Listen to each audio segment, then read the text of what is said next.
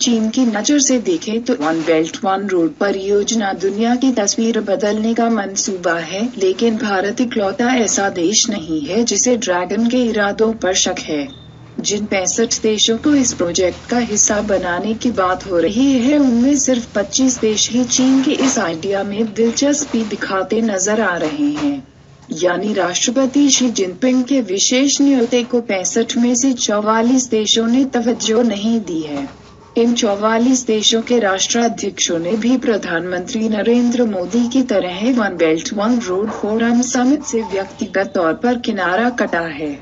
चीन की पुरजोर कूटनीतिक कोशिशों के बावजूद इन राष्ट्राध्यक्षों ने खुद शिरकत करने की बजाय अपने राजनयिकों को ही सम्मेलन में भेजना बेहतर समझा है। चीन की इस परियोजना में नेपाल, श्रीलंका और पाकिस्तान जैसे पड़ोसी देश बेशक शामिल हो गए हैं, लेकिन बिना भारत को शामिल किए चीन के लिए इस परियोजना को अंजाम तक आसान नहीं होगा। दरअसल भारत का कहना है कि चीन की वन बेल्ट वन रोड परियोजना का बड़ा हिस्सा यानी चीन पाकिस्तान आर्थिक गलियारा पाकिस्तान अधिकृत कश्मीर पीओके से गुजरता है। चीन ने इस गलियारे के लिए भारत से इजाजत नहीं ली, जो उसकी संप्रभुता का उल्लंघन है। भारत को चीन पाकिस्तान आर्थिक गलियारे के नाम पर भी आपत्ति है। हालांकि हाल ही में चीन भारत के ऐतराज के बाद इसका नाम बदलने को राजी हो गया था, लेकिन बाद में मुकर गया। चीन को भारत के सहयोग की दरकार इसलिए भी है क्योंकि अमेरिका समेत कई दिग्गज देश चीनी मंसूबों को शक की नजर से देख रहे हैं।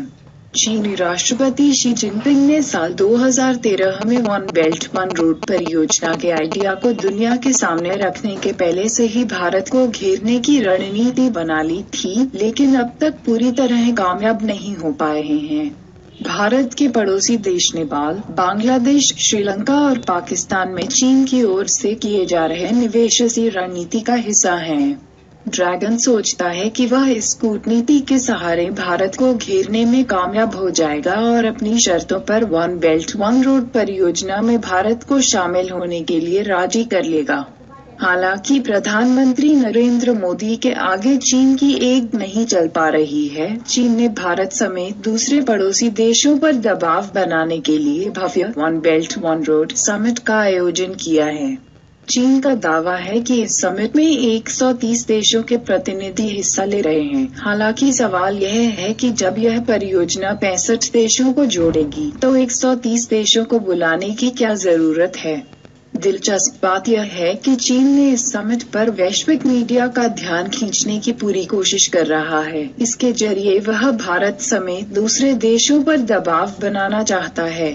चीन के राष्ट्रपति शी जिनपिंग ने वन बेल्ट वन रोड परियोजना समिट के उद्घाटन समारोह को संबोधित करते हुए कहा कि यह परियोजना वैश्विक शांति और समृद्धि का प्रतीक बनेगी, जबकि हकीकत यह है कि महत्वाकांक्षी चीन की ये बातें बहुतों के गले नहीं उतर रही है। दक्षिण चीन सागर, तिब्बत और अरुणाचल के मसले चीनी रुख राष्ट्रपति जिनपिंग के दावों से मेल नहीं खाता।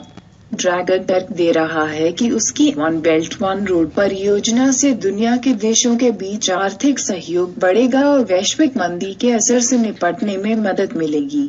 लेकिन भारत और अमेरिका जैसे देश इस दलील से मुतासिर नहीं हैं। अगर हम चीन के विदेशी निवेश पर नजर दौड़ाएं तो कई देश उसके कर्ज में बुरी तरह फंस चुके हैं। अब चीन की सरकार ने अपने देश को आर्थिक मंदी से उबारने और बेरोजगारी की समस्या से निपटने के लिए न्यू सिल्क रोड का सहारा लिया है। इसके जरिए वह 65 देशों में सीधे निवेश कर सकेगा, यानी इन देशों की अर्थव्यवस्था पर चीन का सीधा दखल होगा, जिसके बाद वह इनको अपने इशारे पर नचाता रहेगा।